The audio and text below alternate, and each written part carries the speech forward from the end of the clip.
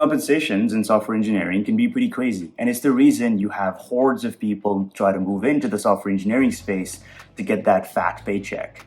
But the truth of the matter is that behind closed doors of software engineering careers, there are multiple horror stories, innumerous tales of woe of people suffering to horrible work-life balances. And in some cases, a temporary dip in the standard of your living makes sense if it helps you achieve your goals. But if you aren't optimizing for the right things you want out of a software engineering career, you may be in for a rude awakening.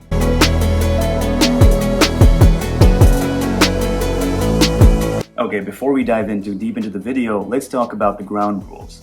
I'm going to be assessing you optimizing a software engineering career in 3 dimensions. The first dimension is going to be your earning potential, how much dough you can accumulate working a software engineering job.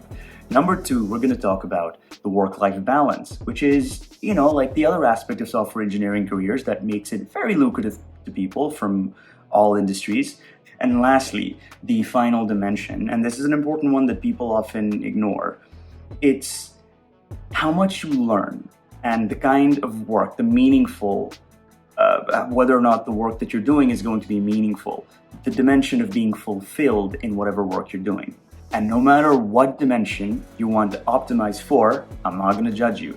It's your right to do what you choose to do with your life and your time, but I just want to give you some disclaimers before you make decisions one way or another. First, let's talk about the stacks. The money, the stacks and stacks that your server racks make for you. Now, of course, you can be a salaryman, and we're going to talk about the agenda of a salaryman in pursuit of the greenback. But there's another way to be hugely successful in software engineering, and it's one of the reasons why a lot of entrepreneurial folks get into software engineering or get into tech. You can start a business, get it to a reasonable user base in a very short turnaround time compared to, say, another field like in healthcare, where the timeline from discovery of a drug to getting it in the market can take up to 15 years. But with a software product, you can essentially turn around an app and get it to the market in a matter of weeks. And valuations in the tech space can be pretty crazy. A company that you start out of your garage can end up being like a multi-billion-dollar company.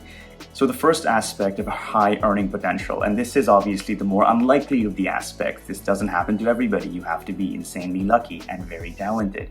If you are able to found a software startup, you could potentially exit with a multi-million-dollar deal package and see for yourself a very, very early retirement. Now let's come back down to earth for a bit and talk about the earning potential for you and me commoners, folks that are trying to make it in the industry as salarymen. But a bit of good news for you, a little balm on that wound that I just inflicted on you with that last statement, is you can actually make a reasonable amount of money. In fact, a significant amount of money just being a plain salaryman in software engineering. And in the arena that we're playing in today, 6-figure salaries are just stable stakes. There's so much growth potential that your salaries have when you choose to embrace a career in software engineering. For example, it's very common to have all cash salaries for Netflix compensation packages, where salaries can go up to, where base salaries can go up to $400,000 and maybe even higher. Top tech companies such as Google also give you very high compensation packages, although a large portion of that compensation package happens to be in stocks of that particular company.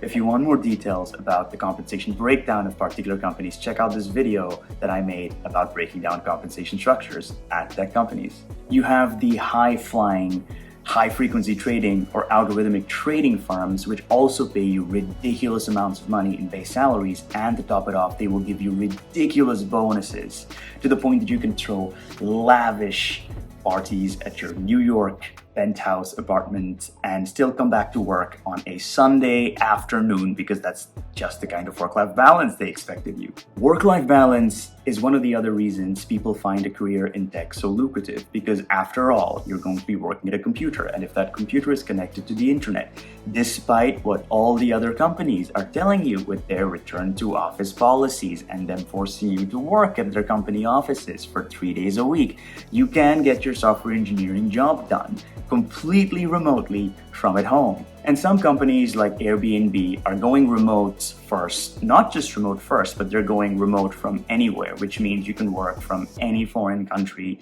anywhere in the world. Now, the debate of remote work versus working in offices is obviously a separate vein of conversation, and I plan to make a video about this if there's enough interest, because I do think there's benefits, some personal and professional benefits to being able to work in an office space as opposed to working from home indefinitely. But the option for remote work isn't the only benefit in tech. You have the ability to go to these amazing offices and get free food and free dinners. You get a lot of fitness and wellness reimbursements. Not only do a lot of these companies have gyms on site, but they also give you reimbursement for any gym memberships you may have around the year.